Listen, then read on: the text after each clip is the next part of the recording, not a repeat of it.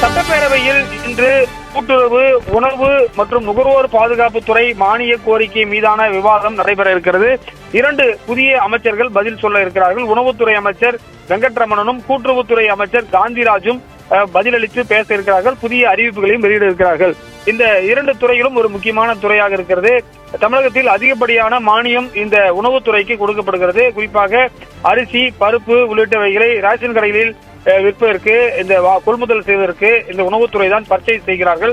எனவே இந்த துறை தொடர்பான ஒரு முக்கியமான விவாதம் என்பது நடைபெற இருக்கிறது. முன்னாள் உணவுத்துறை அமைச்சர் சக்கரபாணி தற்போது திண்டுக்கல் எம்எல்ஏவா, குறிப்பு மாவட்டத்தில் இருக்கக்கூடிய ஒட்டன்சத்திரம் எம்எல்ஏவாக இருக்கிறார். அவர் தொடர்ச்சியாக 1996 இருந்து 8வது முறையாக எம்எல்ஏவாக தேர்வு செய்யப்பட்டு தற்போது அவர் சட்டப்பேரவைக்கு வர இருக்கின்றார். இந்த விவாதம் என்பது குறிப்பாக காரசார விவாதம் என்பது இன்று இருக்கும் என்று எதிர்பார்க்கப்படுகிறது.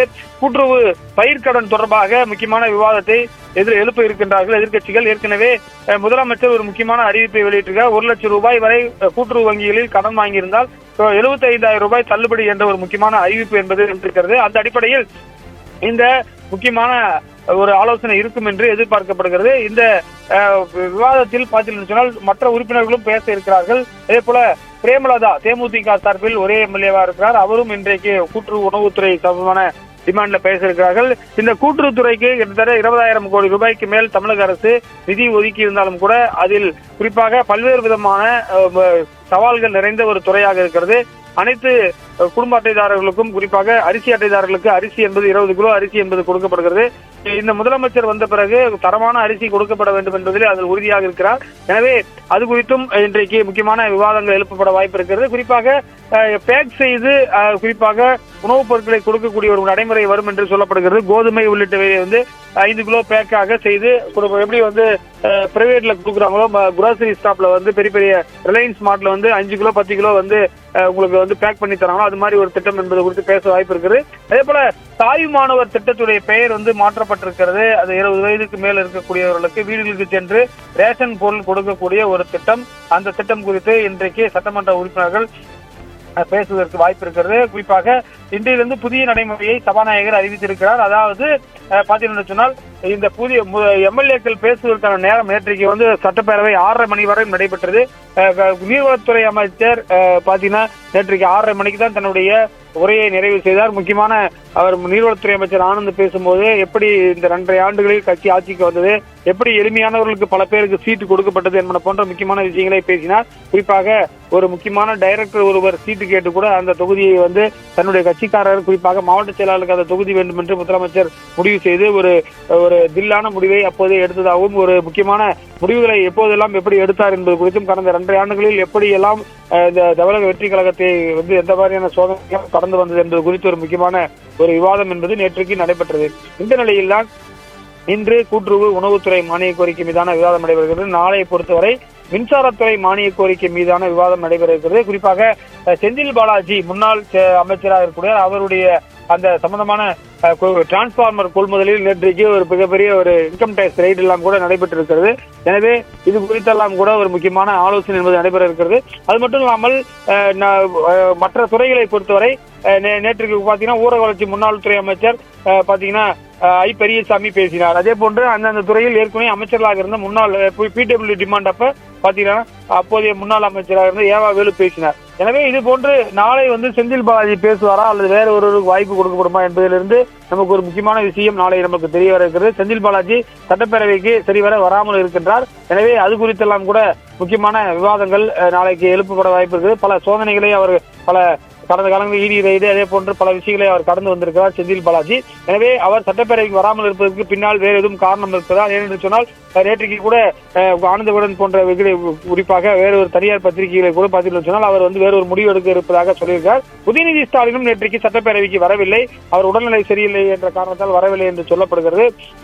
அவரும் நாளை நேற்று வரவில்லை, இன்றைக்கு வருவாரா என்று பார்க்க வேண்டும். முதலமைச்சர் அந்த தென்னிந்திய கவுன்சில் கூட்டத்தில் பங்கேற்பதற்காக மாமல்லபுரம் சென்றதால் முதலமைச்சர் வரமாட்டார். மூத்த அமைச்சர்கள் இன்று வழி நடத்துவார்கள் என்று எதிர்பார்க்கப்படுது. 2 முக்கியமான அமைச்சர்கள் நிர்மல் குமாரும் ராஜ்மோகனும் இந்த சவுத் ஜோன் மீட்டிங்ல அவரும் மெம்பர்ஸ் ஆக இருக்காங்க. எனவே அவர்களும் வருவதற்கு வாய்ப்பில்லை. தலைமைச் செயலாளரும் அங்கு சென்று விடார், முக்கியமான அதிகாரிகளும் அங்கு சென்று விடுவார்கள் என்றும் சொல்லப்படுகிறது. இன்றைக்கு முழுக்க கூட்டுறவுத்துறை செயலாளராக இருக்கக்கூடிய அமுதா IAS, அதே போல மற்ற உணவுத்துறை செயலாளரும் அவரே அமுதா IAS தான் இருக்கிறார். அந்த உயர் அதிகாரிகளும் சட்டப்பேரவைக்கு வருவார்கள். கூட்டுறவுத்துறையில் இந்த ஆண்டுக்கு எவ்வளவு பயிர்க்கடன் கொடுக்க போகிறார்கள் என்பது குறித்து கேட்க இருக்கிறார்கள். எவ்வளவு பயிர்க்கடன் இந்த அரசு கொடுக்க இருக்கும் என்பதை குறித்து ஆவலாக அனைவரும் எதிர்பார்த்து காத்திருக்கிறார்கள். அதே போல இந்த உணவுத்துறையை பொறுத்தவரை அரிசிக்கு பதிலாக கேழ்வரகு உள்ளிட்ட சிறுதானியங்களை கொடுக்க வேண்டும் என்று மக்கள் விரும்புகிறார்கள். ஏனென்று சொன்னால் அதிகப்படியான அரிசி உட்கொள்வதால் குறிப்பாக டயபெட்டிஸ் போன்ற சர்க்கரை நோய்கள் அதிகமான நோய்கள் உருவாகின்றன. எனவே பரிச்சார்த்தமுடைய அடிப்படையில் கடந்த ஆண்டுகளில் குறிப்பாக திமுக ஆட்சியில் நீலகிரி மற்றும் தருமபுரி மாவட்டங்களில் 5 கிலோ பாத்தீங்கன்னா கேழ்வரகு கொடுக்கிறார்கள். இது உண்மையிலேயே வரவேற்கக்கூடிய திட்டமா இருக்குது. இதை மாநிலம் முழுவதும் விரிவுபடுத்த வேண்டும் என்று ஒரு முக்கியமான கோரிக்கையையும் அவர்கள் வைக்கிறார்கள். அப்போதுதான் இந்த பாசன பரப்பில் குறிப்பாக இந்த கேழ்வரகு உள்ளிட்ட சிறுதானியங்களுடைய பாசன பரப்பு அதே போல உற்பத்தி செய்யக்கூடிய விவசாயிகளுக்கு ஒரு நல்ல விலை கிடைக்கும். ஏனென்று சொன்னால் ரேஷன் கார்டு எந்த பொருள் அதிகமாக இருக்கிறதோ அதுதான் விவசாயம் செய்வார்கள். அரிசி அதிக அளவில் இருப்பதால் அதிக அளவில் விவசாயிகள் அரிசியை உற்பத்தி செய்கிறார்கள். எனவே இது போன்ற ஒரு முக்கியமான கோரிக்கையும் எதிர்கட்சிகள் இன்றைக்கு எழுப்ப இருப்பதாக தெரிகிறது. அதே போன்று கடந்த காலங்களில் பார்த்தீர்கள் சொன்னால் அரிசிக்கு குறிப்பாக உளுத்தம் பருப்பு 1 கிலோ மானிய விலையில் கொடுத்தார்கள், 30 ரூபாய்க்கு கொடுத்தார்கள். அதே போல தூரம் பருப்பு 1 கிலோவுக்கு கொடுத்தார்கள். இந்த முறை கடந்த திமுக ஆட்சியிலேயே அது கொஞ்சம் கொஞ்சமாக நிறுத்தப்பட்டு விட்டது. எனவே இந்த மானிய விலையில் ஒரு தூரம் பருப்பு உளுத்தம் பருப்பு கேட்கக்கூடிய ஒரு திட்டமும் இருக்கின்றது. அதே போல பாமாயில் வெளிநாடுகளிலிருந்து இறக்குமதி செய்து அதிக விலை கொடுத்து பாமாயில் வாங்கி மக்களுக்கு கொடுக்கப்படுகிறது. அதே இங்க இருக்கக்கூடிய கேரளா மாநிலத்தில் அங்க இருக்கக்கூடிய தேங்காய் எண்ணெய் கொடுக்கிறார்கள். அதே போன்று இங்கேயும் தேங்காய் எண்ணெய் கொடுக்க வேண்டும் அல்லது வேறு ஏதாவது எண்ணெய் இங்க உள்நாட்டில் உற்பத்தி செய்யக்கூடிய எண்ணெயை கொடுக்க வேண்டும் என்ற ஒரு கோரிக்கையும் இருக்கிறது. ஏனென்று சொன்னால் பல லட்சம் கோடி ரூபாய் செலவு செய்து ஆண்டுக்கு இந்த பாமாயிலை வெளியிலிருந்து வாங்குகிறார்கள். அது உடல் நலத்திற்கு கேடானது எனவும் சில பேர் சொல்கிறார்கள். ஏற்கனவே மத்திய அமைச்சர் ஒருவர் முன்னால் பேசும்போது செய்தியாளர் சந்திப்பில் குறிப்பாக தற்போது பாமாயில் சரியில்லை என்றும் அதில் குவாலிட்டி இல்லை எனவும், எனவே அதை மக்கள் உணவருந்த தகுந்த இல்லை என்றும் சொன்னார்கள். எனவே இந்த பாமாயிலுக்கு பதிலாக ரேஷன் கடைகளில் வேற ஏதாவது பொருள் கொடுக்கப்படுமா அல்லது என்ற ஒரு எதிர்பார்ப்பு இருக்கிறது. எனவே சத்தான ஒரு இந்தியாவிலே இந்த PDS என்று சொல்லக்கூடிய இந்த பொது விநியோக திட்டத்திற்கு ஒரு முன்மாதிரியாக இருக்கக்கூடிய ஒரு மாநிலமாக தமிழகம் இருக்கிறது. 38,000 ரேஷன் கடைகளுக்காக பல்லாயிரக்கணக்கான ரேஷன் கடை பணியாளர்கள் இருக்கிறார்கள். அவர்களுடைய ஊதிய உயர்வு குறித்தும் ஒரு கோரிக்கை இருக்கிறது. குறிப்பாக அவர்கள் அரசு ஊழியர்களுக்கு இணையாக சம்பளம் வாங்குவதிலே அவர் 30,000 ரூபாய் தான் அதிகபட்சமாக சம்பளம் வாங்குகிறார்கள். எனவே அவர்களுடைய பணியாளர்களுடைய கோரிக்கை என்பதும் முக்கியத்துவம் வாய்ந்ததாக பார்க்கப்படுகிறது. இந்த கூட்டுறவு வங்கிகளில் கடன் வாங்கியக்கூடிய விவசாயிகளுக்கு எப்போதுக்குள் அந்த கடனை, ஏன்னா RBI ரூல்ஸ் சுட்டிக்காட்டி இந்த லிமிட் என்பது கொடுக்கப்பட்டிருக்கிறது. RBIல ஒரு குறிப்பிட்ட அமௌண்ட்டுக்கு மேல தள்ளுபடி செய்யக்கூடாது என்று 2015 டிசம்பர் மாதம் இந்திய ரிசர்வ் வங்கி அனைத்து மாநிலங்களுக்கும் ஒரு சுற்றறிக்கை அளிக்கிறது. என்று சொன்னால் கடந்த காலங்களில் திமுக அதிமுக உள்ளிட்ட அரசாங்கங்களில் முழுவதுமாக பயிர்க்கடன் தள்ளுபடி செய்யப்படுவதால் பெரிய அளவிலான கடன் சுமைகளில் கூட்டுறவு வங்கிகள் செல்கின்றன. இதனால் கூட்டுறவு வங்கிகள் திவாலாகக்கூடிய ஒரு சூழல் இருப்பதால் இந்த வங்கிகள் அனைத்துமே RBI கண்ட்ரோல் இருப்பதால் இது ஒரு முக்கியமான முடிவை ஏற்கனவே RBI எடுத்து அனைத்து மாநிலங்களுக்கும் கடந்த 2025 டிசம்பர் மாதம் இந்த கடன் தள்ளுபடிகளில் ஒரு சில நடைமுறைகளை பின்பற்ற வேண்டும் என்று சொல்லியிருக்கிறார்கள். எனவே இது குறித்தெல்லாம் கூட இன்றைக்கு பேச இருக்கிறது.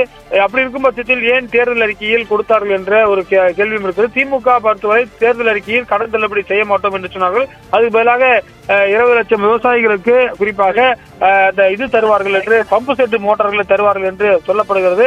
இந்த மாற்றங்களை பொறுத்தவரை இந்த கூட்டுறவு மற்றும் உணவுத்துறை தொடர்பான மானிய கோரிக்கை மீதான விவாதம் என்பது இன்றைக்கு நடைபெறுகிறது. திங்கட்கிழமை முதலமைச்சர் குறிப்பாக பாத்தீங்கன்னா முதலமைச்சருடைய துறையான நகராட்சி நிர்வாகத்துறை தொடர்பான மானிய கோரிக்கை மீதான விவாதம் நடைபெற இருக்கின்றது. அது மட்டுமில்லாமல் பள்ளிக்கல்வி உயர்கல்வித்துறை மானிய கோரிக்கை மீதான விவாதம் நடைபெறுகிறது.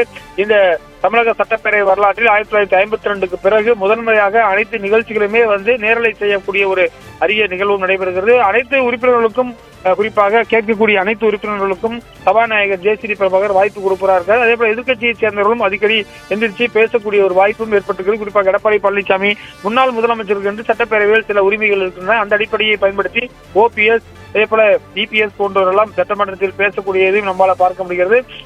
அதே போல பாத்தீங்கன்னா சொன்னால் செய்யூர் கடந்த காலங்களில் மதுராந்தகத்தில் தான் தனது முதல் எண்ணிக்கையை ஏடிஎம்கே தொடங்கியது. ஆனால் இந்த முறை செய்யூரிலும் வெற்றி பெற்றிருக்கிறது. இந்த பக்கம் திருத்தணியிலும் ஒரு சீட்டு வந்து ஏடிஎம்கே வெற்றி பெற்றிருக்கிறது. அதே போல மதுராந்தகத்தில் வெற்றி பெற்றவர் ரிசைன் செய்துவிட்டார்.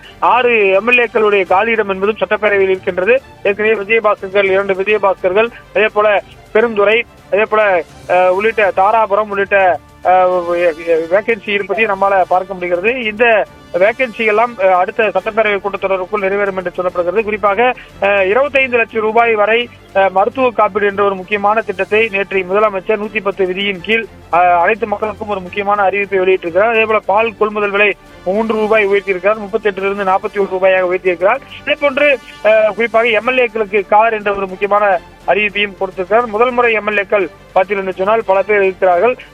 தமிழக சட்டப்பேரவையை பொறுத்தவரை ஆனந்த் அமைச்சர் வந்து நேற்றைக்கு ஒரு உருக்கமான உரையை கொடுத்தார். குறிப்பாக எப்படியெல்லாம் குறிப்பாக எத்தனை ஆண்டு காலம் முன்னாள் கட்சியுடைய பொதுச் செயலாளர் கூடியவர்கள் எப்படியெல்லாம் கஷ்டப்பட்டார், அதே போல விஜயுடன் தனக்கு எப்படி உறவு ஏற்பட்டது, எப்படி 29 ஆண்டு காலம் பயணித்தேன் என்பதெல்லாம் குறித்து பேசினார். அது மட்டும் இல்லாமல் குறிப்பாக ஏழ்மையாக இருக்கக்கூடிய பலருக்கும் சீட்டு கொடுக்கப்பட்டிருப்பதாகவும் தன்னந்தனியாக நின்று 35% வாக்குகளை பெற்று தற்போது ஆட்சிக்கு வந்திருப்பதாகவும் ஆனந்த் வந்து பேசினார். கிட்டத்தட்ட அந்த பேனர் சர்க்கார் 2018 வெளியான சர்க்கார் பட பேனர் வந்து கிழிக்கப்பட்டதனால்தான் அவர் வந்து அரசியலுக்கு வந்தார் என்ற ஒரு முக்கியமான விஷயத்தையும் அவர் சொன்னார். இது வந்து குறிப்பாக அதிமுகவும் அதற்கு எதிர்வினையாற்றிருக்கிறது. அப்போது அதிமுக எடப்பாடி பழனிசாமி முதலமைச்சராக இருந்தார். எனவே இதெல்லாம் குறித்து சில முக்கியமான விஷயங்கள் நேற்றைக்கு அமைச்சர் ஆனந்துடைய நம்மளுடைய பேச்சின் மூலமாக தெரிந்து கொள்ள முடிந்தது. எனவே இன்றைய சட்டப்பேரவையை பொறுத்தவரை ஒரு காரசாரமான, ஏன்னா முன்னாள் உணவுத்துறை அமைச்சர் சக்கரபாணி பேசியிருக்கார். இந்த உணவுத்துறையில் தான் இந்த நெல் கொள்முதல் மையங்கள், அதே போல இன்றைக்கு டெல்டா மாவட்டங்களில் நிறைய கொள்முதல் செய்யப்படக்கூடிய நெல் என்பது அரசாங்கம் கொள்முதல் செய்யாத காரணத்தால், அது மட்டும் இல்லாமல் பல இடங்களில் குறிப்பாக மழை நீரில் தேங்கக்கூடிய ஒரு சூழலும் ஏற்படுகிறது. எனவே இதற்கெல்லாம் உணவுத்துறை அமைச்சரும் அதே போல கூட்டுறவுத்துறை சார்பான கோரிக்கைகளுக்கு உணவுத்துறை அமைச்சரும் கூட்டுறவுத்துறை அமைச்சரும் பதில் கொடுத்து முக்கியமான அறிவிப்புகளையும் இந்த துறையில் வெளியிடுவார்கள் என்று எதிர்பார்க்கப்படுகிறது.